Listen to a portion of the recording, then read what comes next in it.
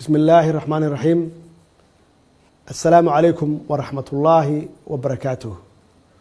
waxaan ugu hambalyeynaa dhammaan ummadda Soomaaliyeed meel kasta ay joogaan munaasabadan barakeysan ee Ciid Fitriga.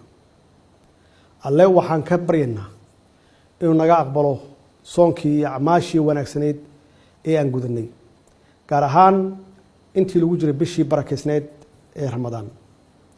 munaasabadan barakeysan ee Ciid Fitriga waxaan ku boorinaynaa ummadda Soomaaliyeed iyo muwaadin kastaba inuu gacan ka geysto farxad gelinta dadkeena tabaalaysan, lagana wada shaqeeyo danta guud oo ugu horeeyo amniga.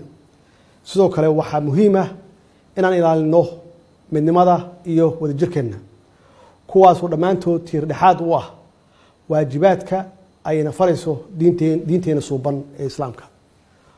waxaan idinka codsanayaa dhammaan ummadda Soomaaliyeed inaan gacmaha isqabsano oo aan ka shaqeyno sidii aan uga rumeyn lahayn himiladeenna iyo higsigeena ku aadan dib u dhiska dalkeena iyo dowladdeena. ugu dambeyntii waxaan eebba ka baryaynaa inuu ciideeda nagu gaarsiiyo dalkeena oo nabada oo barwaaqo ah, kuna sii tallaabsano horumar ballaaran oo baaxad leh. والسلام عليكم ورحمة الله وبركاته. عيد مبارك.